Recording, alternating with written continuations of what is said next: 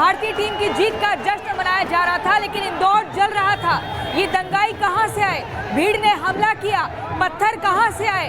आखिर क्यों इतनी नफरत है? और इन दंगाइयों का चुन चुन कर हिसाब किया जाएगा, इनको ढूंढा जा रहा है। इंदौर के दंगाई नहीं बचेंगे क्या? ये बड़ा सवाल है, और बचने भी नहीं चाहिए, क्योंकि यहाँ पर किसी का गुनाह नहीं था। यहाँ पर जीत का जश्न मनाया जा रहा था। वो कब भारतीय टीम ने जीता था, जिसका इंतजार सालों साल से चल रहा था।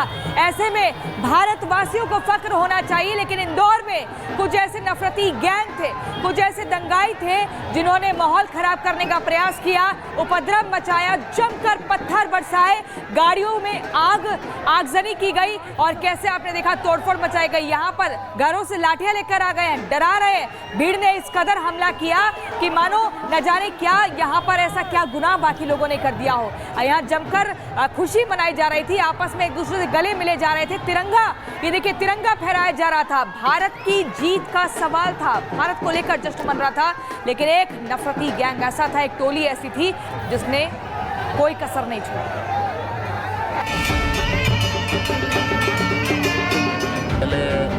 पहले हिंदू धर्म में था, उसके बाद मैं ईसाई चला गया था। इसके बाद मेरा मन फिर बदल गया कि मैं ईसाई में ये रहना, हम सभी का मंदिर बना देते। और अब बात होगी राजस्थान के बांसवाड़ा की। ऐसी खबर सामने आई है वहां से जिसने सभी को हैरान कर दिया है। दरअसल बांसवाड़ा में एक चर्च में कुछ लोगों ने भगवा रंग कर दिया, और तो और चर्च में लगी सभी तरह की तस्वीरें भी हटा दी गई। वहां हिंदू देवी देवताओं की अब तस्वीरें लगा दी गई हैं। पूछताछ की गई तो पता चला कि चर्च के पादरी ने ही खुद सब कुछ ये अपनी मर्जी से किया है, और वो अकेले नहीं थे जिन्होंने ऐसा किया है, बल्कि उनके साथ करने वाले ईसाई धर्म को मानने वाले तमाम लोग शामिल थे, जो अब हिंदू धर्म को अपना रहे हैं।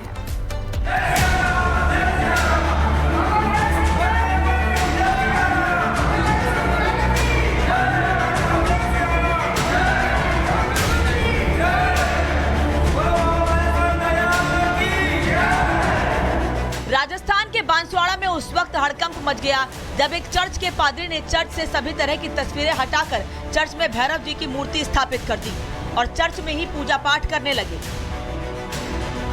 जानकारी जुटाई गई तो पता चला कि चर्च में जो कल तक पादरी थे वो अब हिंदू बन गए हैं, और इसीलिए उन्होंने ईसाई धर्म छोड़ा तो चर्च को भी मंदिर में बदल डाला। चर्च की दीवारों को उन्होंने भगवा कर दिया और फिर वहाँ जय श्री राम भी लिखा, और तो और चर्च में भगवा झंडा तक लहरा दिया।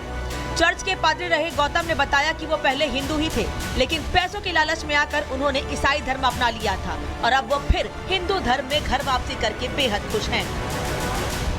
मैं पहले हिंदू धर्म में था, फिर इसके बाद में मैंने ईसाई में मैं चला गया था। तो ईसाई में मैं 30 साल रहा। 30 साल थी, फिर बाद में मैंने फिर मन को प्रतिबंध कर लिया और फिर हिंदू धर्म में वापस आ गया। बीमारी के बारे में वो पास्टर लोग आते, वो पैसे की लालच देते थे, फिर लालच देते थे, हम देंगे पैसा देंगे करके हम लालच में पड़े रहे और दूसरा परिवार को बुला करके इकट्ठे करते। तो इसने हमको कोई नहीं किया, तो हमारा मन फिर पलट देगा, हमारे ये धर्म नहीं करना, ये धर्म हमारा नहीं करना, हमारे बाप दादा वाला वापिस धर्म करना है। सिर्फ गौतम गरासिया ने ही घर वापसी नहीं की। उनके कहने पर जितने लोगों ने हिंदू धर्म को छोड़कर ईसाई धर्म अपनाया था, उन सभी 40 से 45 परिवारों के करीब 100 लोगों ने फिर हिंदू धर्म अपना लिया। इस मौके पर भव्य कार्यक्रम हुआ, भैरव जी की प्राण प्रतिष्ठा हुई, तो आसपास के लोगों को भी बुलाया गया, जिसमें हिंदू संगठनों के लोग भी शामिल हुए।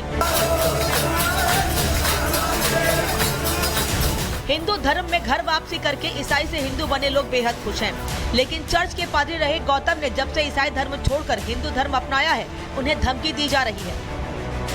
गौतम का आरोप है कि जिनके कहने पर उन्होंने ईसाई धर्म अपनाया था, वो लोग उन्हें फोन करके धमका रहे हैं, लेकिन गौतम कहते हैं कि वो किसी से डरेंगे नहीं, और ज्यादा दबंगाई करेंगे तो उनके खिलाफ पुलिस में शिकायत देंगे। Bureau report, Republic Bharat.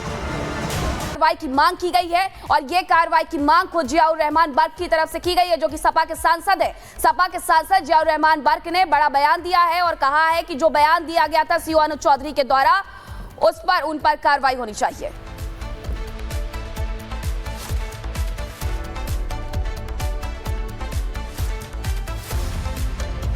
के साथ में लोगों का एक हमारे मुस्लिम समाज को चेतावनी दी गई है। मैं अफसोस करता हूं कि अधिकारियों का काम लोगों को डराने धमकाने का नहीं, बल्कि उनका वो सरकार के नौकर हैं और जनता के भी नौकर हैं, तो इसलिए उनकी जिम्मेदारी बनती है कि उन लोगों की सेवा करें और लोगों में भाईचारा कायम होना चाहिए, इंसाफ मिलना चाहिए और अगर कोई त्यौहार आपस में है तो सुकून के साथ में होने चाहिए। लेकिन इस प्रकार की शब्द कहना मैं कड़े शब्दों के अंदर उनकी निंदा करता हूँ। जिस प्रकार के साथ में लोगों का एक हमारे मुस्लिम समाज को चेतावनी दी गई है, मैं अफसोस करता हूँ कि अधिकारियों का काम लोगों को डराने धमकाने का नहीं, बल्कि उनका वो सरकार के नौकर हैं और जनता के भी नौकर हैं, तो इसलिए उनकी जिम्मेदारी बनती है कि उन लोगों की सेवा करें और लोगों में भाईचारा कायम होना चाहिए, इंसाफ मिलना चाहिए और अगर कोई त्यौहार आपस में है तो सुकून के साथ में होने चाहिए। लेकिन इस प्रकार की शब्द कहना मैं कड़े शब्दों के अंदर उनकी निंदा करता हूँ।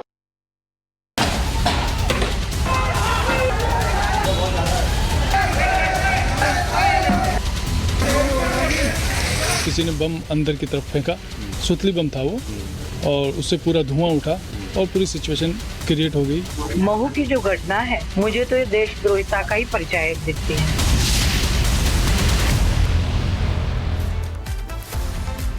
और चलिए अब बात करते हैं मध्य प्रदेश के इंदौर के महू की, जहां पूरी रात बवाल हुआ, शहर जलता रहा, गाड़ियां जलती रही और ये बवाल हुआ टीम इंडिया की जीत के बाद निकाले जा रहे जश्न को लेकर। कैसे असामाजिक तत्वों ने दुकानों को जला दिया, गाड़ियों को फूंक डाला, आखिर इस तरीके से उपद्रव क्यों मचाया गया, इस रिपोर्ट को देखिए।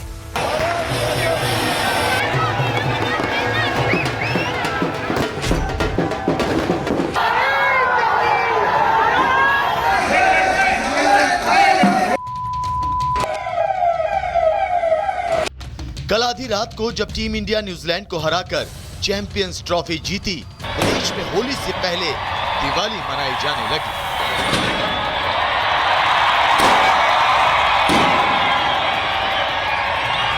इंदौर के महू में भी भारत की जीत का जश्न जोरदार तरीके से मनाया जाने लगा।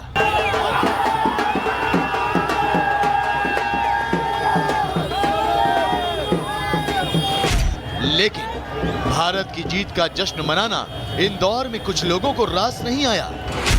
कुछ कट्टरपंथी सोच रखने वाले लोगों ने तो भारत की जीत का जश्न मना रहे लोगों पर ही पत्थरबाजी शुरू कर दी।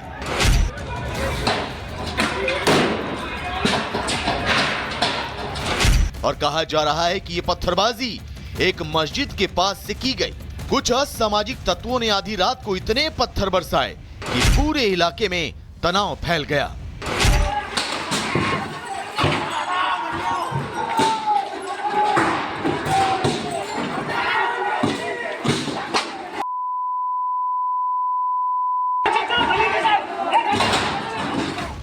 इन लोगों के सिर पर तो मानो खून सवार था। देखिए कैसे कानून को ताक पर रखकर ये लोग पत्थर मार रहे हैं।